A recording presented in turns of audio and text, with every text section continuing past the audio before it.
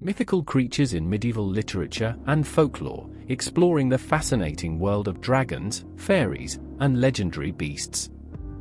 Medieval literature and folklore are rich with tales of mythical creatures that have captivated human imagination for centuries. From fire-breathing dragons to mischievous fairies and formidable legendary beasts, these mythical beings not only populate the pages of medieval manuscripts but also serve as embodiments of cultural values, fears, and aspirations of the time. Let us delve into the world of these mythical creatures, exploring their origins, roles, and meanings in medieval literature and folklore. The world of medieval mythical creatures. Medieval Europe was a world filled with mystery, magic, and the unknown.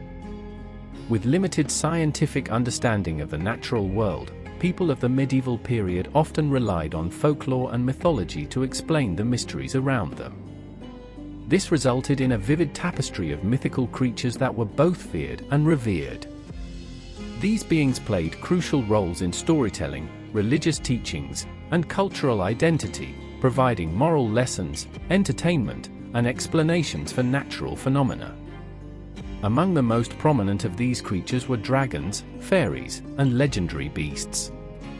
Each of these mythical beings had unique characteristics and represented different aspects of medieval life and belief systems. They served as symbols of good and evil, chaos and order, fear and hope. Through their stories, we can gain insights into the minds and lives of the people who created and cherished these myths. Dragons, guardians of treasure and symbols of chaos. Origins and evolution of the dragon myth. Dragons are perhaps the most iconic mythical creatures in medieval literature.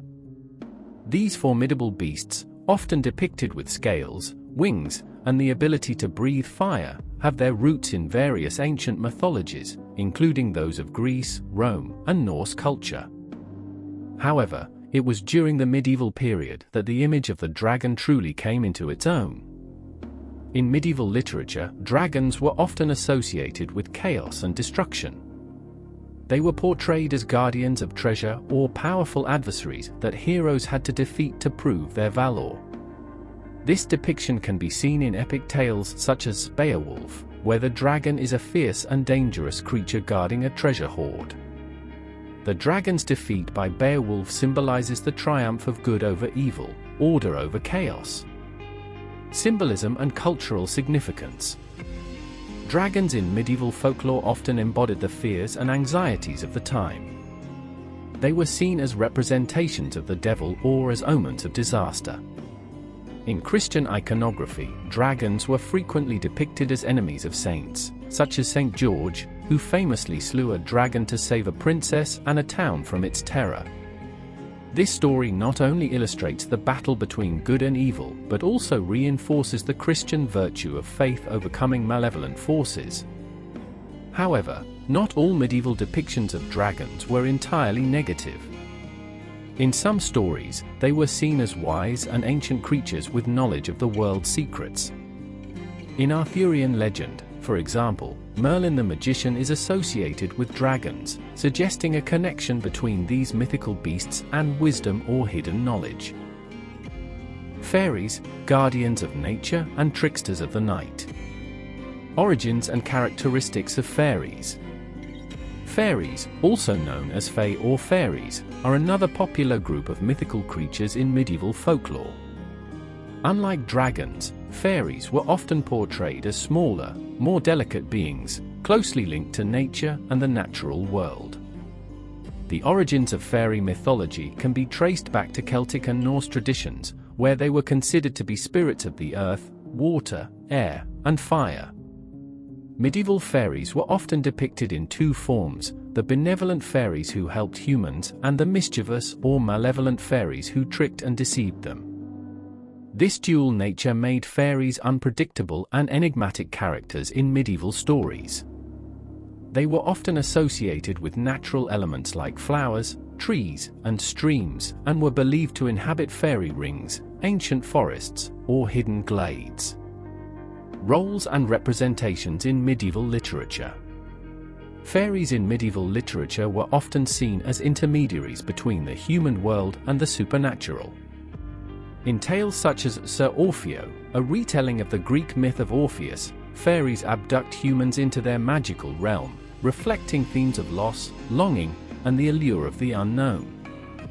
Fairies were also believed to be guardians of nature, enforcing rules that humans should not violate, such as cutting down sacred trees or disrespecting natural spaces.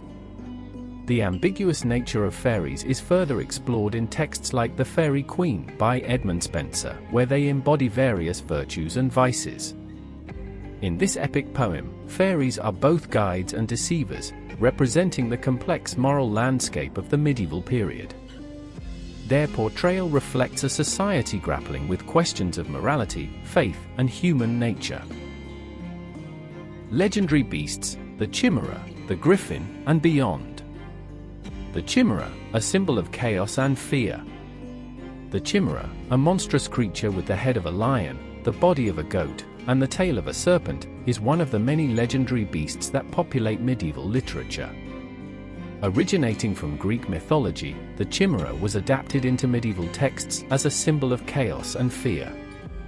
It represented the unknown dangers lurking in the wilderness, reminding people of the unpredictability and perilous nature of the world beyond their immediate surroundings. In medieval bestiaries, compendiums of animals both real and imagined, the chimera was often depicted as a lesson in moral caution. Its monstrous form was a reminder of the consequences of sin and the dangers of straying from the righteous path. This creature embodied the fear of the unknown and the belief that the natural world was filled with signs and omens that required interpretation. The griffin, a guardian and protector. The griffin, a creature with the body of a lion and the head and wings of an eagle, was another popular mythical beast in medieval literature. Unlike the chimera, the griffin was often seen as a symbol of protection and divine power. In medieval heraldry, griffins were used to signify strength, courage, and leadership. They were believed to guard treasures and sacred places, embodying the role of a vigilant protector. Griffins were often depicted in stories as noble and majestic creatures, with a strong sense of justice and honor. Their dual nature, combining the qualities of the king of beasts, the lion, and the king of birds, the eagle, made them ideal symbols for the balance between earthly power and divine grace. This dual symbolism resonated with medieval audiences who valued the integration of earthly and spiritual concerns. The impact of mythical creatures on medieval society. Moral lessons and cultural values. Mythical creatures in medieval literature were more than just fantastical elements, they served as vessels for conveying moral lessons and cultural values. Dragons, fairies, and legendary beasts were often used to embody the virtues and vices that medieval society sought to promote or condemn. Stories of knights slaying dragons or resisting the temptations of fairies reinforced ideals of bravery, chivalry, and faith.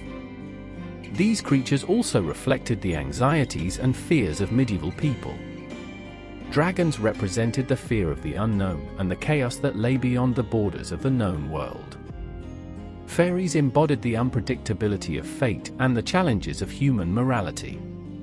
Legendary beasts like the chimera and the griffin provided allegories for the struggles between good and evil, order and chaos, and life and death. Religious and political influences. The depiction of mythical creatures in medieval literature was heavily influenced by religious and political contexts. Christianity played a significant role in shaping the narrative surrounding these beings. For instance, the association of dragons with the devil and fairies with paganism reflected the Church's efforts to demonize pre-Christian beliefs and practices. Similarly, political factors also influenced the portrayal of mythical creatures. During times of conflict or conquest, dragons and other fearsome beasts were often depicted as symbols of the enemy or the unknown territories that needed to be conquered. Meanwhile, noble creatures like griffins were used in heraldry to represent the virtues of ruling families and kingdoms. The enduring legacy of medieval mythical creatures. The mythical creatures of medieval literature and folklore continue to captivate modern audiences. Stories of dragons, fairies, and legendary beasts have been retold and reimagined in countless forms, from literature and art to film and popular culture. These creatures have transcended their medieval origins to become universal symbols of imagination, creativity, and the human desire to explore the unknown. The enduring appeal of these mythical beings lies in their ability to embody complex ideas and emotions in a way that is both accessible and profound. Dragons, for example, continue to represent both fear and fascination, while fairies symbolize the mysteries of nature and the unpredictability of life. Legendary beasts like the chimera and the griffin remind us of the dualities that exist within ourselves and the world around us. The fascination with the mythical. Thus, mythical creatures in medieval literature and folklore are more than mere figments of the imagination, they are reflections of the human condition and the world in which medieval people lived. Through their stories, we gain insights into the fears, hopes, and beliefs of a bygone era. Whether serving as symbols of chaos or protectors of the natural world, these creatures continue to enchant and inspire us, reminding us of the power of storytelling and the enduring allure of the unknown. In a time when science and reason were just beginning to emerge, these mythical beings provided a way for people to make sense of a mysterious and often frightening world. They remain relevant today, serving as timeless reminders of our shared humanity and the universal quest for meaning, wonder, and understanding in the face of the unknown. As we explore the world of dragons, fairies, and legendary beasts, we not only delve into the rich tapestry of medieval literature but also uncover the timeless human desire to explain, explore, and celebrate the mysteries of existence. Thanks for listening. Like and comment.